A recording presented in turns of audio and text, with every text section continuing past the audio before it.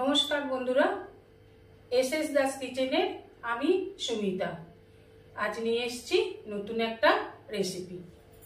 আশা করি রেসিপিটা আপনাদের ভালো লাগবে। রেসিপিটা ভালো লাগলে অবশ্যই একটা লাইক, কমেন্ট, সাবস্ক্রাইব করার অনুরোধ রইল। পাশে থাকবেন, সঙ্গে থাকবেন, সাথে থাকবেন। নমস্কার। আজকের রেসিপি রুই মাছের তেল ঝাল। আমি কি করে রুই মাছের তেল ঝাল বানাই সেই রেসিপিটাই আজ আমি আপনাদের সাথে শেয়ার করব। নিয়ে নিচ্ছি পেঁয়াজ কুচি, গোটা ধনে, গোটা জিরে, রসুন, আদা, সর্ষে, কাঁচা লঙ্কা, এইগুলোকে পেস্ট বানিয়ে নেব।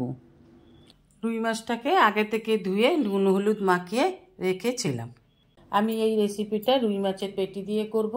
আপনারা ইচ্ছা করলে অন্য যে কোনো মাছেরই পেটি দিয়ে করতে পারেন। দিয়ে দেব 1 টিস্পুন হলুদ, দিয়ে দেব 1 টিস্পুন লাল লঙ্কার গুঁড়ো। হলুদ নুন আগে থেকেই মাখানো ছিল, আর একটু লাগবে তাই দিয়ে দিলাম। দিয়ে দিলাম পরিমাণ মতন লবণ। আর যে মশলাটা আমি আগে পেস্ট করে নিয়েছিলাম আপনাদের দেখিয়েছি, সেই মশলাটাই এখানে সম্পূর্ণ দিয়ে দিলাম। এবার মাছগুলোকে খুব ভালোভাবে এই মশলার সাথে মাখিয়ে নিতে হবে। খুব ভালোভাবে মাখিয়ে নেব। এখানে বলে রাখি, যেসব বন্ধুরা আমার চ্যানেলটিকে সাবস্ক্রাইব করে আমার পরিবারের সদস্য হয়েছেন তাদের অসংখ্য ধন্যবাদ। যেসব বন্ধুরা এখনও আমার চ্যানেলটিকে সাবস্ক্রাইব করেননি, আমার চ্যানেলটিকে আজই প্রথম দেখছেন, তাদেরও কাছে অনুরোধ রইল চ্যানেলটিকে সাবস্ক্রাইব করে পাশে থাকা বেল আইকনটিতে ক্লিক করে দেবেন, যাতে নিউ ভিডিওর আপডেট সবার আগে আপনার কাছে পৌঁছে যায়। মাছগুলোকে খুব ভালোভাবে মাখিয়ে নিয়েছি। প্রত্যেকটা মাছের গায়ে মশলাগুলো খুব ভালোভাবে মাখিয়ে দিলাম। দিয়ে এবার 10 মিনিটের মতন ঢাকা দিয়ে রাখতে হবে। যদি হাতে খুব কম সময় থাকে তাহলেও অন্তত 5 মিনিটের মতন ঢাকা দিয়ে রাখবেন, না হলে একটু সময় রাখতেই হবে যাতে মশলাটা সম্পূর্ণভাবে মাছের মধ্যে যায়।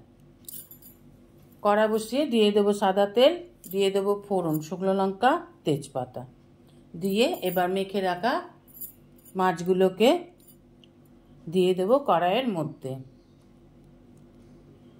প্রত্যেকটা মাছকে এইভাবে সাজিয়ে দিয়ে দিতে হবে। একটুও জল দেবেন না, রান্নাটা একদম জল ছাড়াই করতে হবে। এইভাবে নেড়ে নেড়ে মাছগুলোকে রান্না করে নেব। খুব হালকা হাতে নাড়তে হবে, না হলে মাছগুলো ভেঙে যেতে পারে।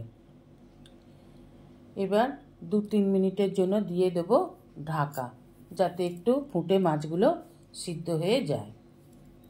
2-3 মিনিট পর ঢাকা খুলে প্রত্যেকটা মাছকে উল্টে দিতে হবে। এক পিঠ হয়ে গেলে আর এক পিঠ উল্টে দিতে হবে। এইভাবে একটু নেড়ে চেড়ে যাতে নিচের দিকে ধরে না যায়, পুড়ে না যায়, সেই দিকেও খেয়াল রাখতে হবে, তাই একটু নেড়ে দিতে হবে। এবার 2-3 মিনিট পর ওপর থেকে ছড়িয়ে দিন ধনেপাতা কুচি। ধনেপাতা কুচি দিয়ে এবার একটু হালকা হাতে নেড়ে দিন। একটু ভালোভাবে নেড়ে দিতে হবে, না হলে নিচের দিকে মশলাটা পুড়ে যাবে বা বসে যাবে। মাছগুলোকে এবার এইভাবে একটু উল্টে দিতে হবে। এইভাবে বারবার নাড়াচাড়া করে নিলেই মাছগুলো কিন্তু সিদ্ধ হয়ে যাবে। জল ছাড়াই মাছগুলো সিদ্ধ হবে। এবার ঢাকা দিয়ে দেবো 2-3 মিনিটের জন্য। 2-3 মিনিট পর ঢাকা খুলে আর একটু নেড়ে চেড়ে দেখুন ফুটে গেছে ভালোভাবে। আর একটু নেড়ে চেড়ে নামিয়ে নিলেই তৈরি তেল রুই। এবার নামিয়ে নিয়ে গরম গরম ভাতের সাথে পরিবেশন করুন। এইভাবে আপনারা কে কে তেল রুই বানান অবশ্যই একটা কমেন্ট করে জানাবেন। আর যদি কোনো দিন না বানিয়ে থাকেন অবশ্যই একবার রেসিপিটা বাড়িতে বানাবেন।